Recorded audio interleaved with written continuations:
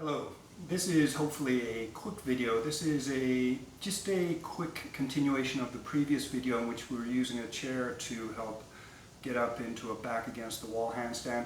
I'll just show you a few other props that you can use and also the sort of progression. Basically you're going to be going from higher props to gradually lower props so that you get comfortable moving up into the handstand with the back against the wall, and then the next step from there is to work on jumping up into handstand, which I'll cover either in this video or in the next video, so stay tuned.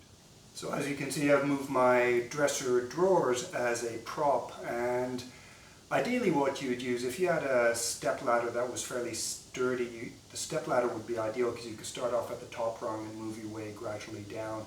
Just make sure that it doesn't slip, that it's on perhaps a sticky mat or something so that it doesn't slide away from you. But here, and depending on your height, you may need to use something either higher or lower. But here, again, I'll start off with opening the chest and use my shoulders to press my hands into the floor and approximately even pressure front to back. And then from there, I'll push my foot down into the top of the dresser and reach the other foot up. Now the beauty of this is if I fall back, if I go too far towards the wall will save me, and I might have to bend my elbows. I wouldn't recommend it. And actually for a beginner that might be a little bit too far away from the wall. If you do want to use the wall for support, you might be better off being closer to the wall. So again, chest open, use the shoulders to push the hands into the floor, shift your weight forward or back so there's even pressure at the front of the hand, push the foot into the top, and then reach the leg up. And here, if I go too far to the wall, okay, that's actually not too bad, and I can then use my foot to push me away from the wall if I feel stuck. And actually that's what I'd recommend. I think I said it in the previous video. When you do get up, practice using your foot to push you away from the wall so you get comfortable with that action. When you're upside down, you have to recalibrate or learn you have to relearn how to control your body. So with getting up comfortably using this, practice using your foot. So again, chest, shoulders, hands, weight even front to back in the hands, leg up. I'm touching the wall, I'm going to push my foot into the wall. I'll push my foot into the wall. So actually try this, foot against the wall, foot on the top of the drawers, foot against the wall, foot on the top of the drawers, foot against the wall, foot on top of the drawers. And that should get you reasonably comfortable with moving, once you get up, moving away from the wall. If you find yourself jumping up and suddenly, balanced, you can then get away without panicking. Now here I've got my old chair. Notice the difference in height is quite a bit, so this is actually a bit too big of a jump. So you could use yoga blocks, maybe the back of the chair. Again, that's why I suggest a step ladder. The rung height makes for a nice progression. But anyway, let's move the dresser out of the way. Chair in place. And again, make sure the chair, whatever you're using, doesn't slide. So here you can do the same thing. Chest, shoulders, push the hands in. One leg up. And here I'm going to have to hop a little bit. So foot against the wall, foot against the chair. Foot against the wall, foot against the chair. Foot against the wall, and then come down. So you can see there how easily the chair is moving. So do use a mat, or if you've got it, use a chair that's a bit more sturdy, and obviously not a chair that's got rollers. So be aware, it might take a little bit of practice using some sort of prop to get used to being against the wall with your back. But once you are reasonably comfortable, then you could try jumping. And the idea when jumping is to try and keep the same feeling. So I'll have to do another video for jumping technique. For now I'm going to assume that you can. Although be aware, I am aware there are people, I have a lot of students who have a lot of difficulty jumping. So be aware it may take some core strength, just general body awareness. So the idea, the topic of jumping can be a whole video series in itself of sort of kicking up. But anyway, so with what I'd suggest, start with your shoulders over your wrists so that you feel your hands pressing down with even pressure. So you can press your shoulders down Use your shoulders, press down, your hands into the floor, shift forward and back so weight is even on your hands. And try a little jump. And when you jump, so rather than going forward, rather than going back, focus on keeping the sensation even in your hands. And for that, it's good if you start with little jumps. So you're going to need a little bit, practice a little bit of control here.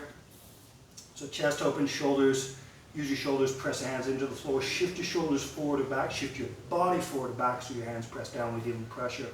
Try a little jump. You try with the leg switch. Try a little jump. And try a little jump. Notice I'm going a little bit higher each time. Try a little jump. Shoulders, hands, try a little jump. And there, I'm against the wall. Actually, sorry, you can't see it, but there's actually a ledge which my foot is touching before I touch the wall. So that is what I'd suggest you can work on. For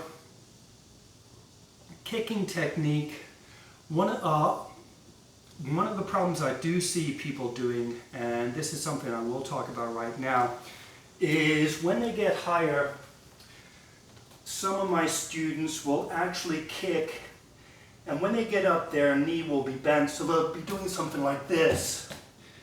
So they'll jump again, and you see what's happening. My foot, this foot with the knee bent, actually stops me from getting my hips towards the wall. So with my hips forward of my hands, I can't actually balance, and neither can they. So when you're kicking, if you start with the knee bent, make sure that as you kick your leg back and up, you straighten the leg. And so something you might practice so you get a feel for it is slowly straighten the leg, feel it, and then relax. Straighten the leg, relax. Straighten the leg, relax. So straighten the leg as you swing it upwards. Straighten the leg and swing it up. And what I'm also doing is doing a little bit of a hop with the other leg, so you could practice that as a separate action. Hop, hop, and then together. Hop and straighten, like so.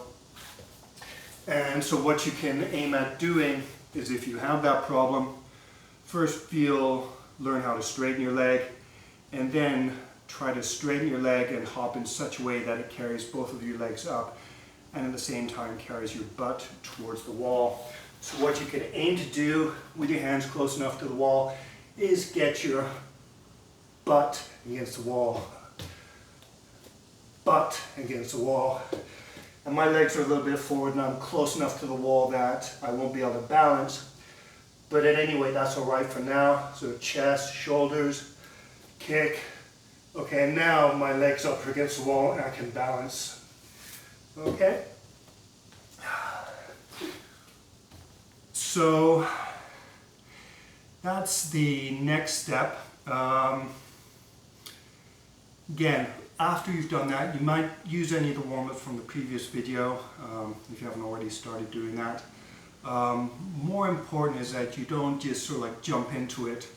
If you work into handstands slowly, as I've done in this video, like I'm not really warmed up, you may find that the actual exercises that I've just shown can serve as a warm-up, especially if you move into them slowly and smoothly. So rather than just planting your hands up on the floor and kicking up as fast as you can, moving into it gently and focus on feeling your body while you're doing it, or focus on feeling a part of your body while you're practicing.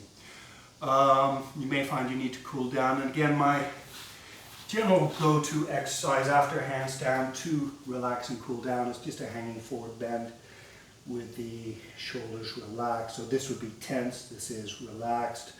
If you need to, you can bend your knees, wiggle your hips, like so.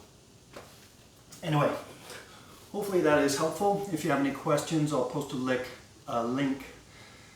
to a common forum on my website, sensationalyogaposes.com. Please do visit my website anyway. I've got a lot of information on there. Some of it's getting a little bit old, but you may find it answers some of your questions. And please share if you like this video, or like this video and share it with your friends. Thank you very much. Namaste.